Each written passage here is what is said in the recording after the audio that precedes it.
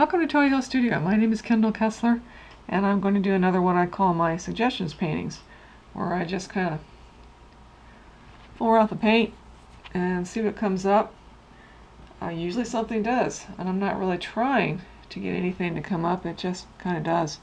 Using a smaller brush this time. Last time I used rather a large brush and ended up with a sunflower, very large sunflower, which is fine, but I thought maybe I might get something really different this time if I use a smaller brush. Get a little more complexity going here. I'm probably going to be repeating myself a lot since I don't know who's watching these things, and it is a real interesting experience.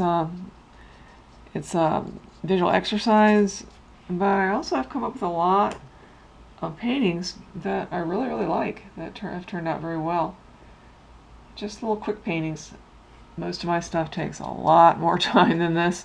I'm going to do 2 layers of whatever shows up, and then the 3rd layer I will finish on my own, which I will have a link to. But my large paintings, most of my paintings, which are a lot of Blue Ridge paintings and other scenes, a lot of shore paintings, they take a very long time, and there's a lot of drying time because my main medium is oils. So I couldn't really do this as a YouTube. I am thinking about looking into the speed up ones you see now, where it goes real quick and you see the brush going zoom, zoom, zoom, zoom. And I was thinking, might look into that, but I don't know. What I do does take a lot of time.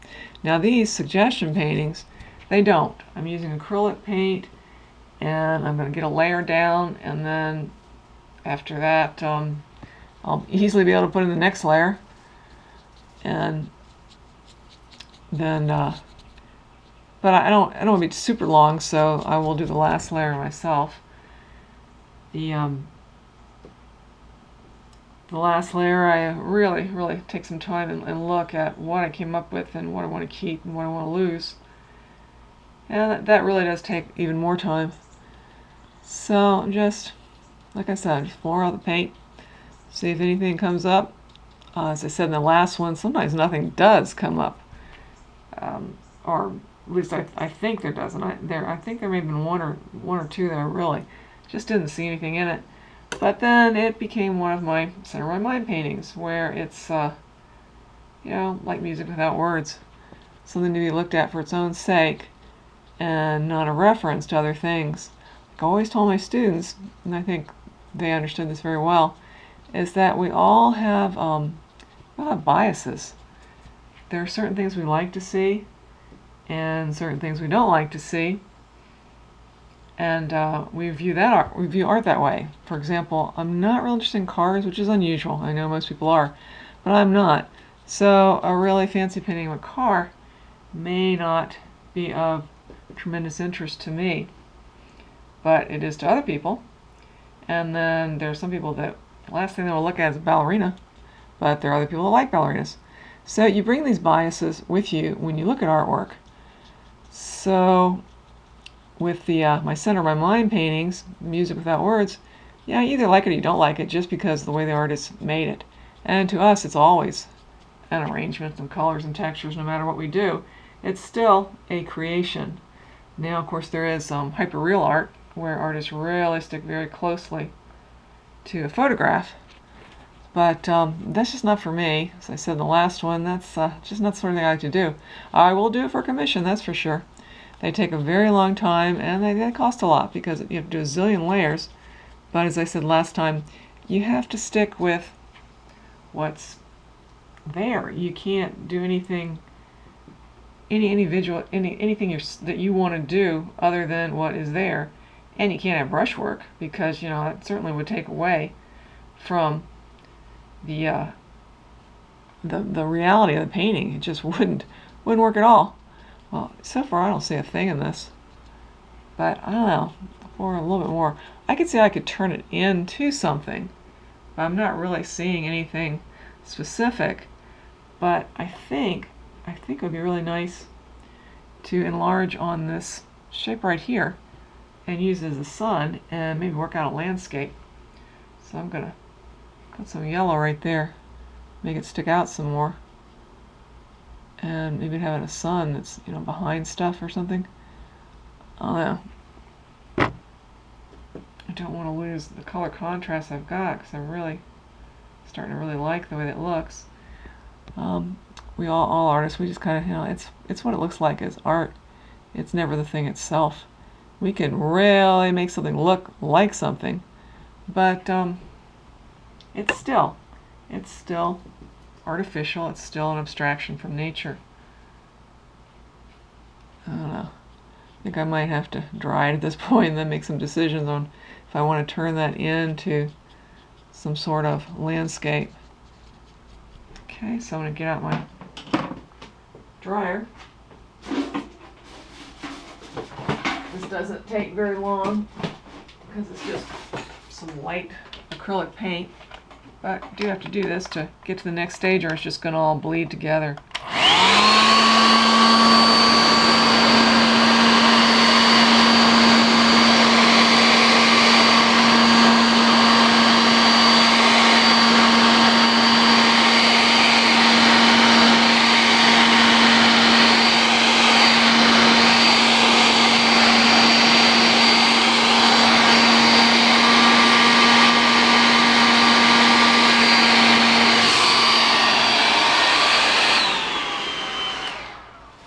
About got it.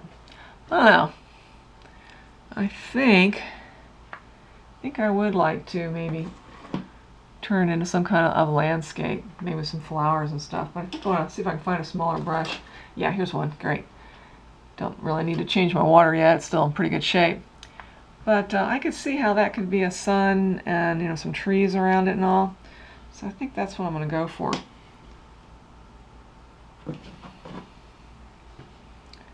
Have a lot of different landscapes with suns, and it is a beautiful thing. It's a beautiful part of our world to see this and to watch it change at night. I personally really like to see pink in the sky. I think more people really like the red colors and all the orangish colors, but I really like to see the pink when it's really starting to go down. So I'm going to kind of a reddish sun here. Use my finger a little bit. And just leave that right there. And I think I'll take the larger brush to work on some of the rest of it. And let's see. Since it is the sun right there, we'll put some colors of that color around it.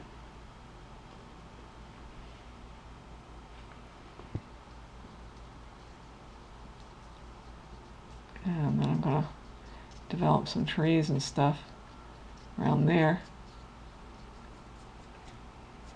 Okay. As I said, I really like pink, so let's see if I can get a good pink in there.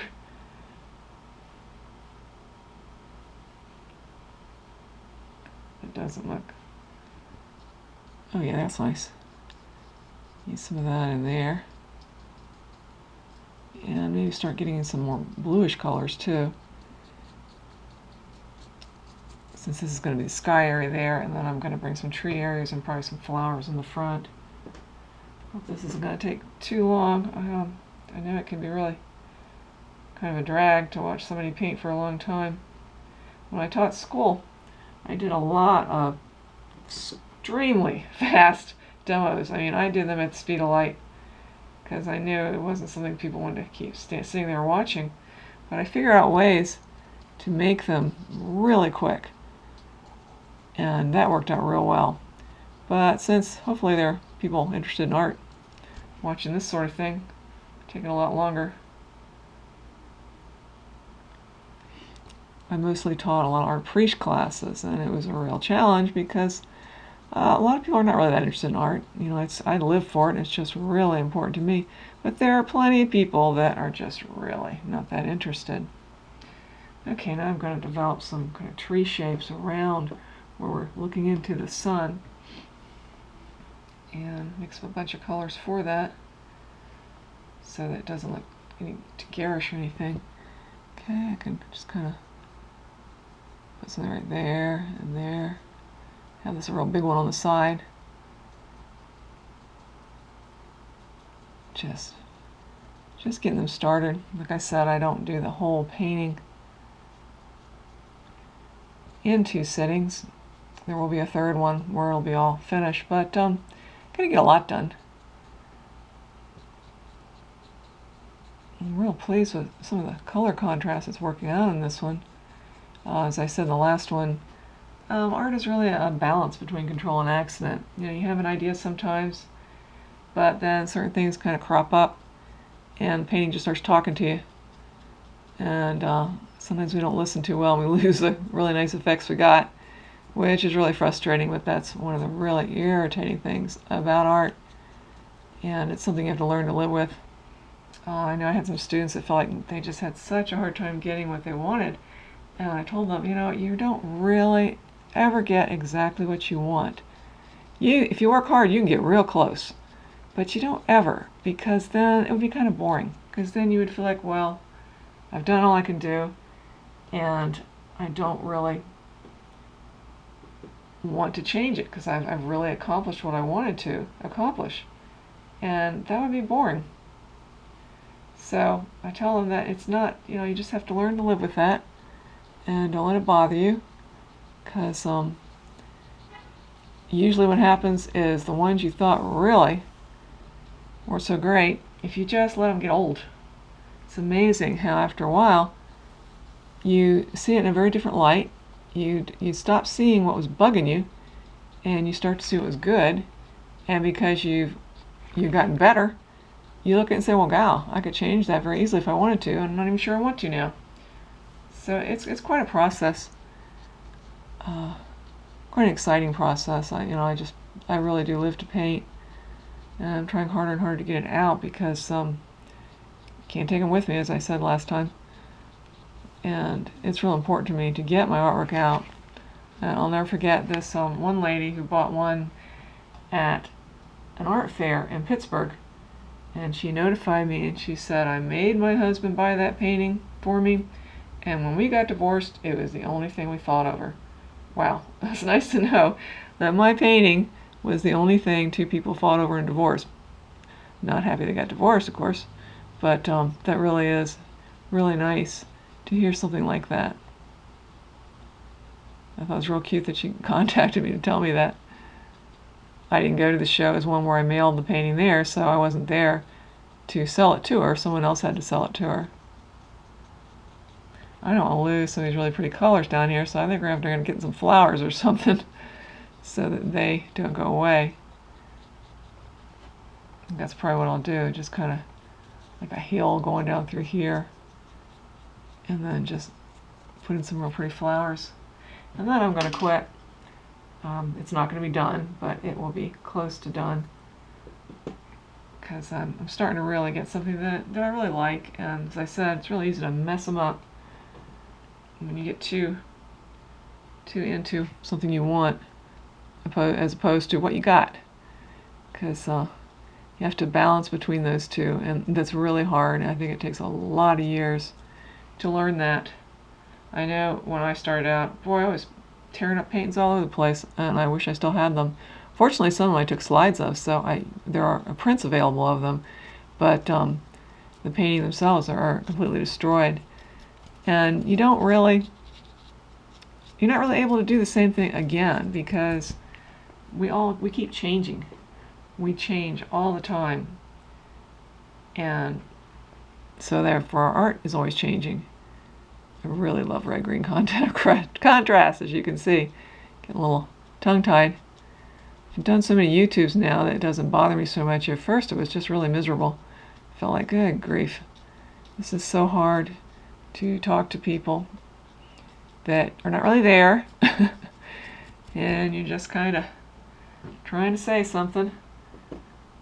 A lot of people write down a script and all, and I thought that was worse than just trying to say something. So I still just kind of do it off the cuff and do the best I can. And after all those years of teaching, that really helps. And you can see I'm just building up some wildflowers here in front of the trees and all. Yeah, I think I'll put some grass so it doesn't look so strange.